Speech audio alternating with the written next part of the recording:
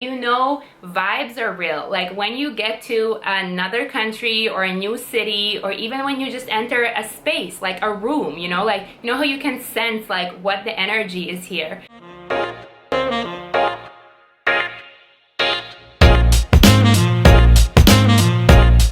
Hi all, ciao VISIEM. So today I'm going to talk about the pros and cons of living in Latvia, or the things I like and dislike about living here. So for those of you who don't know me, I'm from Latvia, Riga, Latvia, born and raised. I lived here until I was 17.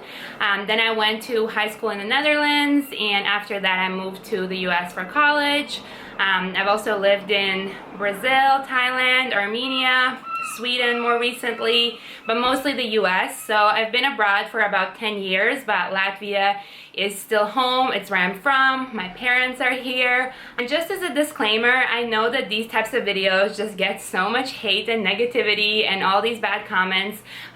So just a reminder that this is obviously my experience, my opinions, my thoughts and feelings. It's my list of things I like and dislike about living in Latvia. You're allowed to have your experience and your feelings and live in your truth. I'm gonna live in mine. So anyway, so I have 6 pros and 6 cons. I'm gonna start with the pros because let's start with the positive. So pro number 1 is the nature. Okay, nature here is amazing. I think it's Latvia and Switzerland that consistently rank as like number 1 or number 2 within the EU that has just like the most untouched nature, or the largest percentage of forests or something like that. And that's totally true. I mean, like, apart from our like capital city and some other smaller cities, almost the entirety of our land is just forest. But not just that, there's so many rivers and lakes, and also half the country literally we're on the seaside. Like half the country is a coast. It's just so much nature and it's so beautiful, and I absolutely love it. So number 2 is gonna be food. Now when I say food, I don't actually mean cuisine. Like I don't mean the Latvian kitchen, Latvian cuisine. In fact, I think Latvian cuisine is gross and I don't like it. Not gross, it's just really not my preference. I mean, the traditional Latvian dishes are like mostly meat and potatoes, and then half of our like actual cuisine is just dairy, and I'm vegan. I don't eat meat, I don't eat dairy products. When you all think of like what a German dish is, it's very similar to like what we eat here. That's just not my taste at all. And like the spices, there's no spices. Like I'm so blessed that my mom has just like always been different, so I grew up eating very differently than what Latvians typically eat, because here, honest to God, like salt and a tiny bit of pepper is like the top of what you're gonna get in terms of like spices. So yeah, not the best. But what I do mean, this is a pro. Oh my god, this is a pro.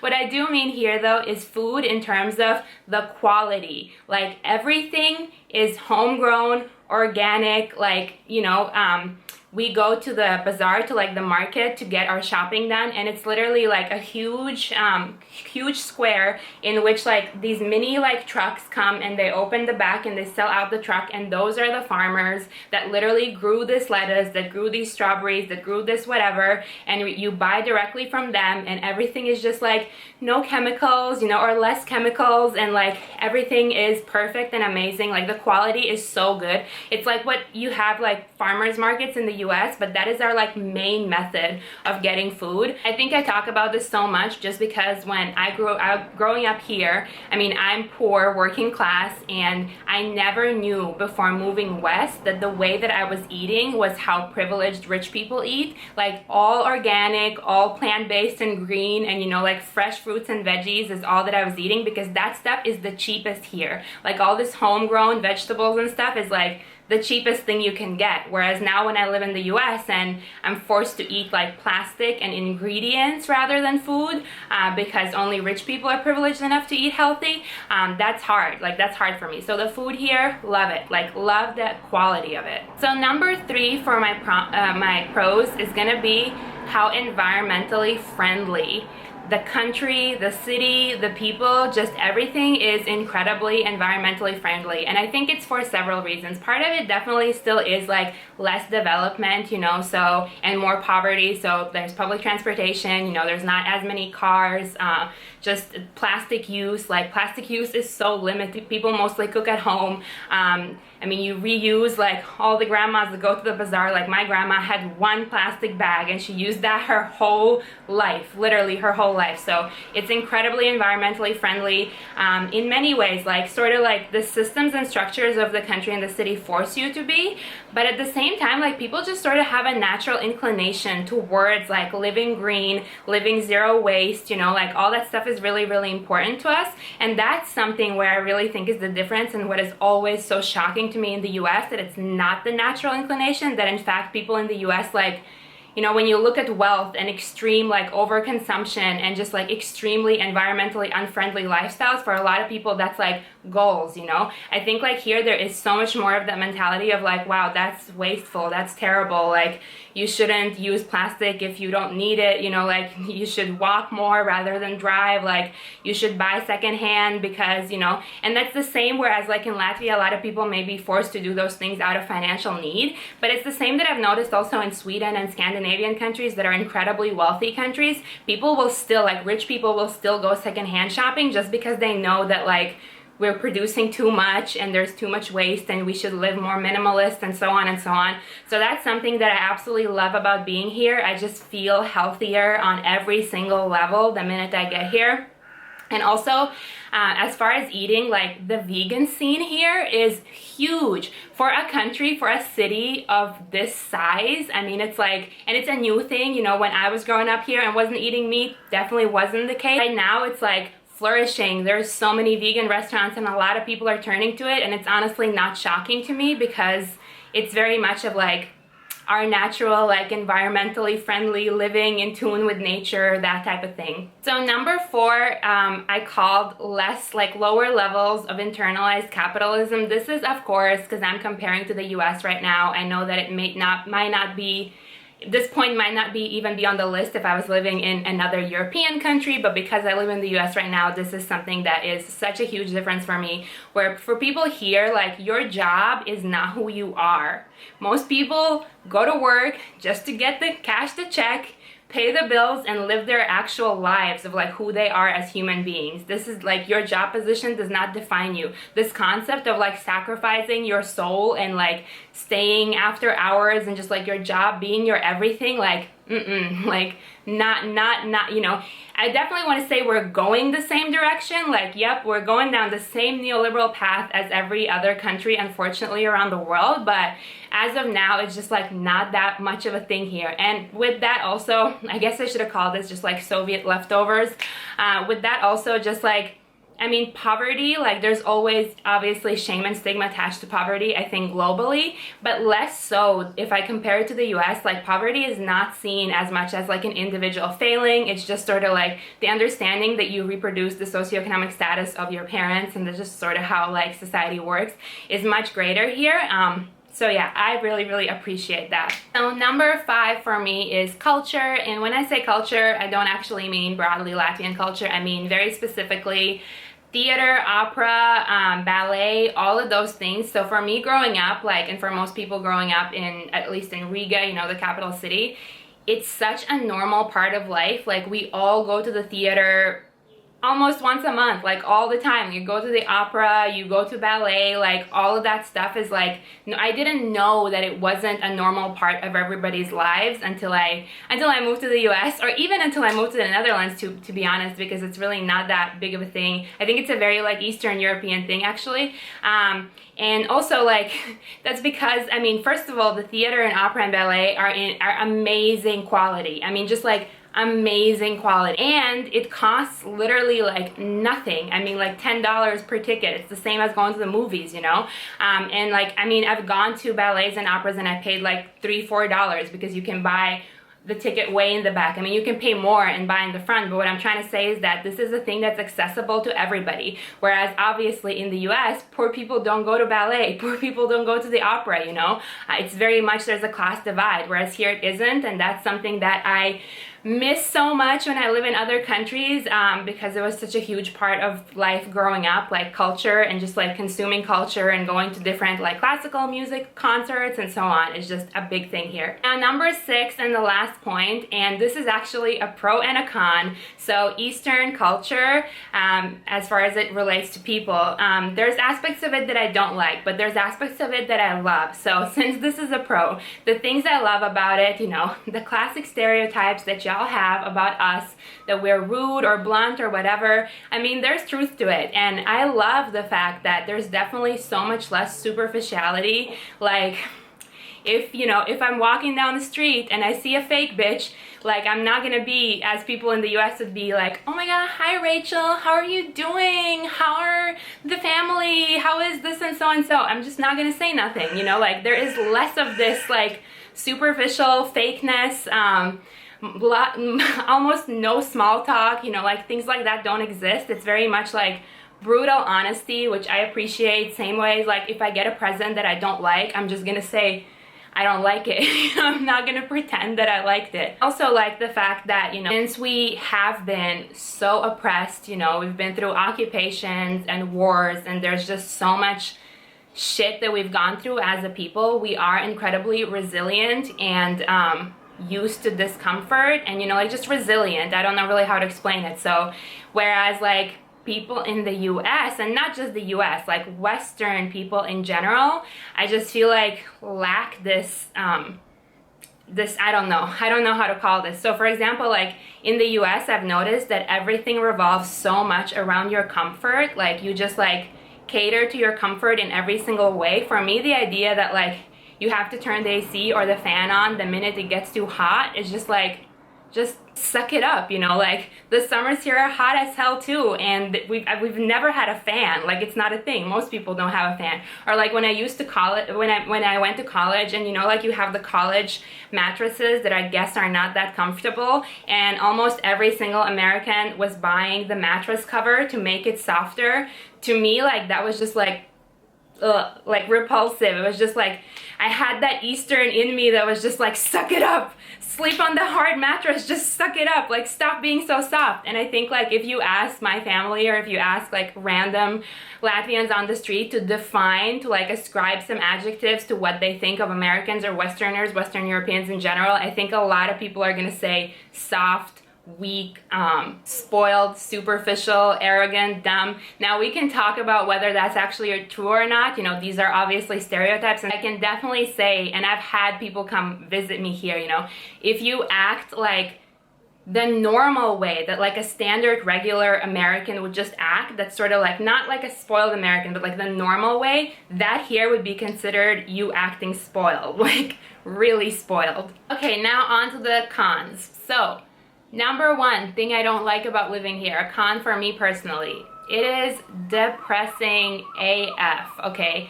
I don't know how to truly explain this or convey this, but you know, vibes are real. Like, when you get to another country or a new city, or even when you just enter a space, like a room, you know, like, you know how you can sense like what the energy is here. And the minute I land here, the minute I step outside, it's just, the energy is so heavy. It's just like the suffering, like a smog of like suffering and heavy depressive energy like lays on me. And I know that this, as I said, these are my personal preferences. A lot of people are not in tune with this, or are thicker skinned, or like don't really care about this stuff. I feel it so much, and it really affects me so much.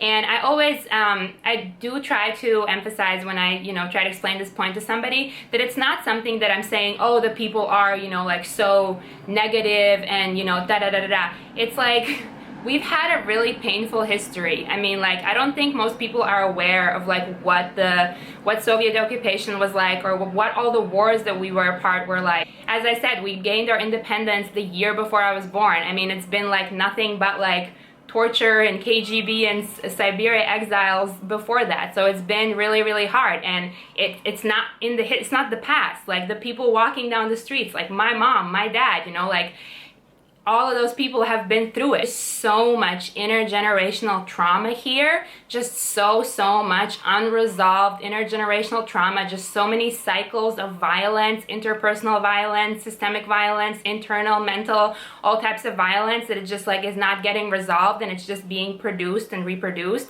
and it weighs so heavy here. I strongly believe that just about everybody here needs to go to therapy. Like, we are not well. I mean, like, you cannot live through what we've lived through, and live through the conditions that, you know, not all of us obviously, but majority of us have lived through, and really be normal. You know, like I mean, that's to be expected, like, for people who've been through so much suffering and so much trauma. That's something that I feel so much the minute I get here, and it's like, I think probably number one or number two reason for me why I can't live here, just because I feel like I only have one life and I don't want to suffer anymore. I've suffered enough already, and the energy here is just not letting me thrive. Okay, number two, a very easy con, the weather. Okay, I cannot do 6 months of winters of like the insane darkness, like it's just dark for so long, and just like the incredibly brief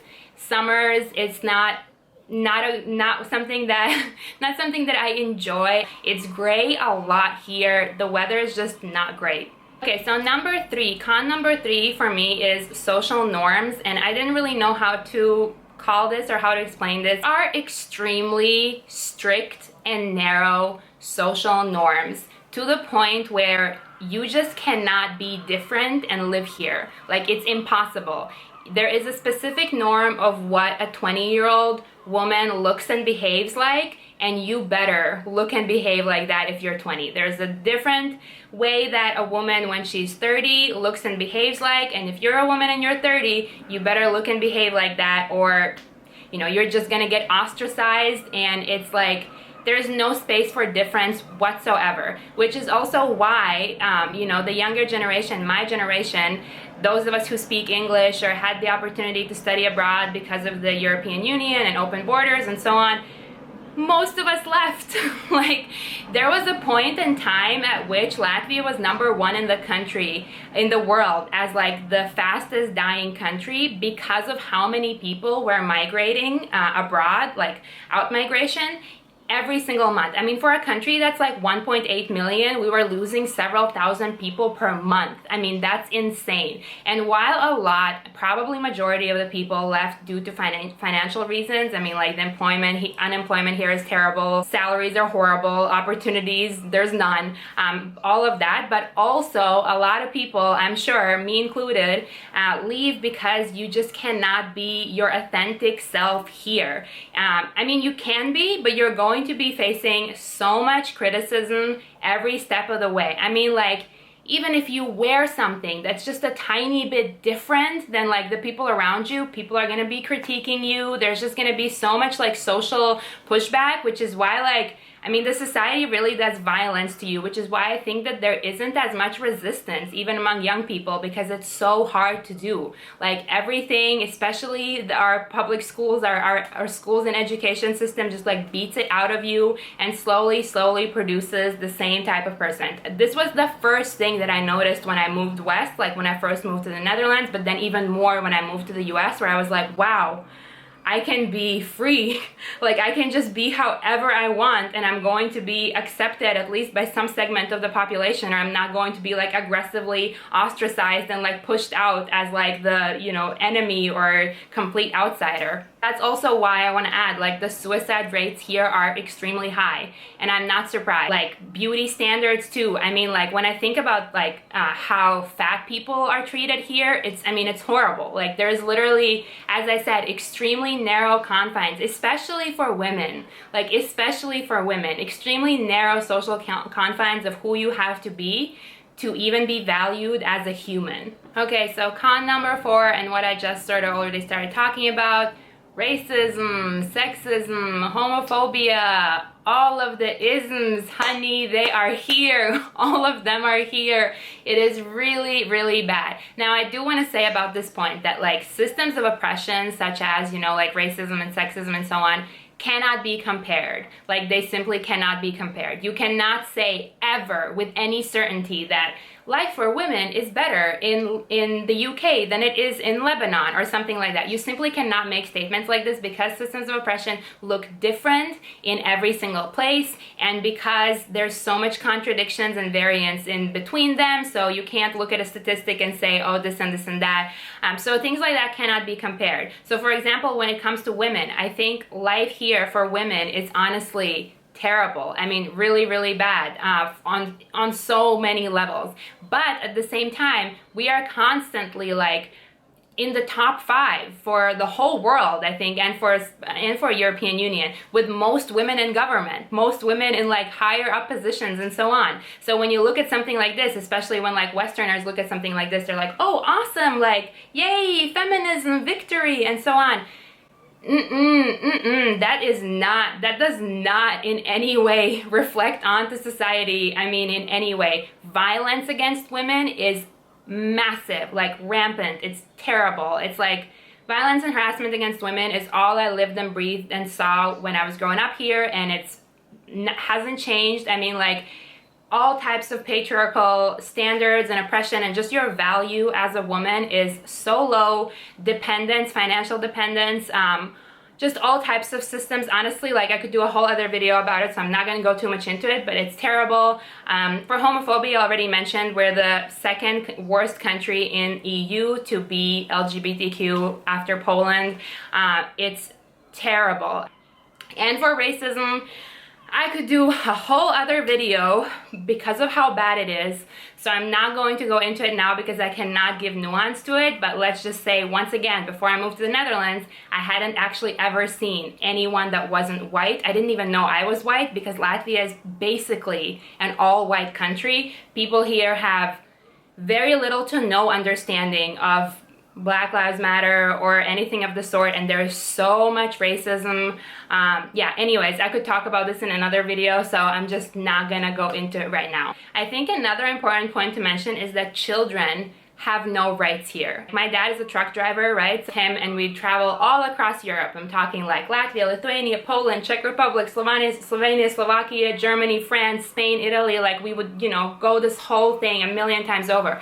And the minute we hit West, and I was a child back then, you know, all of a sudden people would be treating me like a child, like how you treat a child, like be nice to them, you know, play with them, don't yell at them, don't hit them, just like as a child. And that was so shocking to me because I just had like never experienced something like that. Okay, now con number 5 is violence. Before I continue, I guess I just want to mention that this is specific to where I live. I live in a bad neighborhood. I live in a poor neighborhood. I live in the Soviet project. So there certainly is a Latvian bourgeoisie class that, you know, lives in the old town Riga city center, and that is probably not exposed to this as much. But also, you know, I'm working class. Majority of the people in this country are working class. Majority of us live in a building just like this. If you follow me on Instagram, you've seen my house 1,000 times. We all live in the same Soviet building, like literally the same design across all of Eastern Europe and Russia. So my experience is certainly not unique, you know, it's actually kind of the norm. So, but when I talk about violence, there is a specific thing about violence that really just disturbs me and bothers me. So obviously growing up here, and what has traumatized me so much and, you know, has affected me deeply because I grew up seeing violence all the time. There's violence all the time. But then when I also think about, you know, like right now I live in Baltimore, there's violence in Baltimore. Or when I lived in Brazil, you know, I was in Sao Paulo, there's so much violence there. I was mugged a bunch, you know, like a lot of violence was happening there.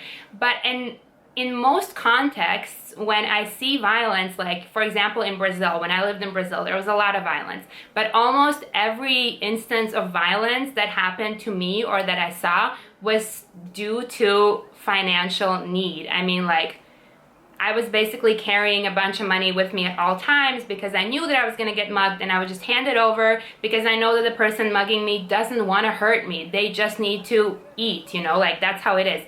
And that certainly can be the case here, but what I observed most and what is so disturbing to me is just that there is so much violence for violence sake. Like I don't know how else to explain this, and it's just so disturbing to me. I think it ties a little bit to a point that I talked about earlier with the so much, you know, like intergenerational trauma, you know, like all of our history of wars and oppression and occupation, alcoholism, lots of untreated mental illness, and just general like not wellness. I don't know how to explain it, so it definitely ties in together.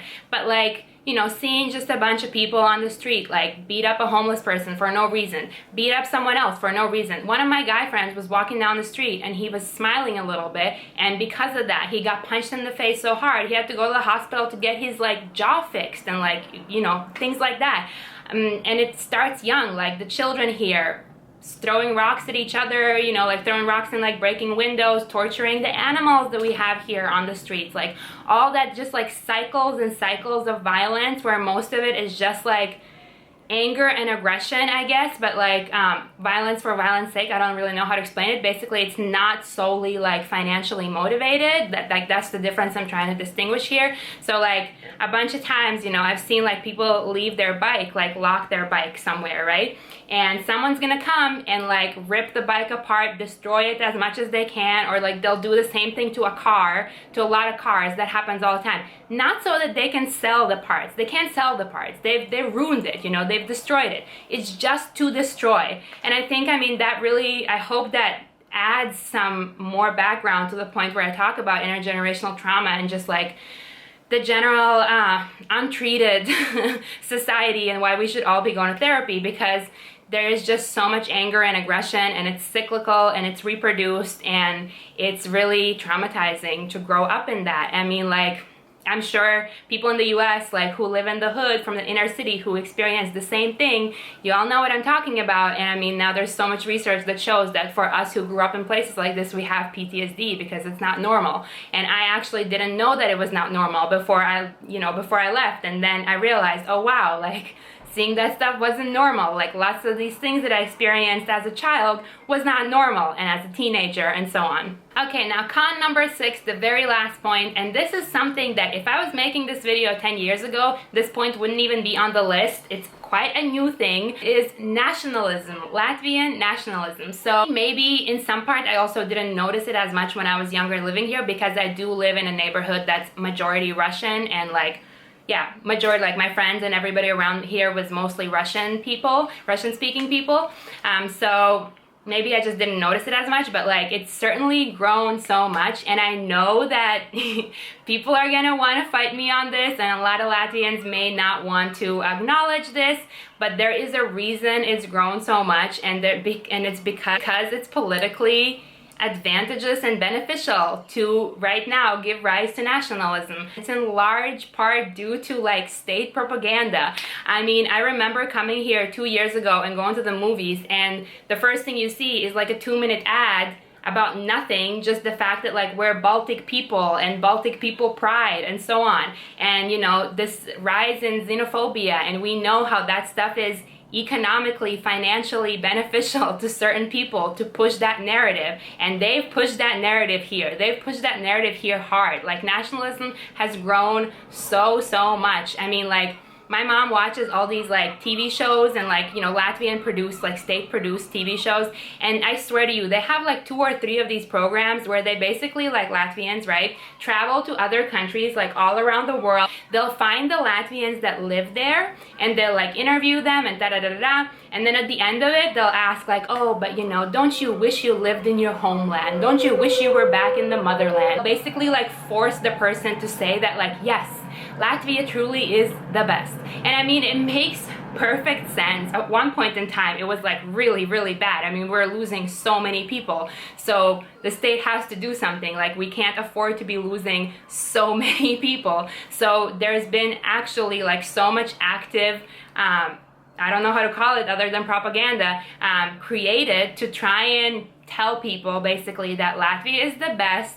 You're Latvian and it's the best thing ever, and there's nothing better abroad. You see those Latvians abroad, they're suffering, they're unhappy, they're not good, and it's actually really like taken root. And I mean, I see the same when I come back. People are always like, oh, but you know, when are you coming home? Like, you know, isn't Latvia the best? Like, don't you wish you were home? Like, honestly, no. And I don't really understand why that's like a painful statement for someone to hear. Like, I think we can all acknowledge it's not like the best place on earth. Like, and I feel that way about any country in the world. I don't really, like, nationalism is just like not a good thing. It's not a good thing in the way that it, you know, makes you feel superior over other countries. And oh, that is absolutely a thing here. Like during the refugee crisis when Latvia was forced to take in all of like what, 150 refugees, and it was like xenophobia through the roof. Everybody's, you know, sharing all these articles and talking about how, oh my god, how are we gonna take them in when, you know,